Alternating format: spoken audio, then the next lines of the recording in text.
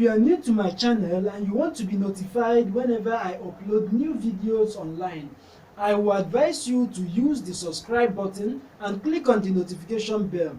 With that, it will enable you to get notification anytime I upload new videos online. If you learned one or two things from my videos, please click the like button and share with your friends so that others will know that my videos have some useful content. I would so much love to hear from you. I would so much appreciate your comments. And if there is any tutorial you want me to make, please drop it as a comment. Thank you so much for watching. See you next time. God bless you.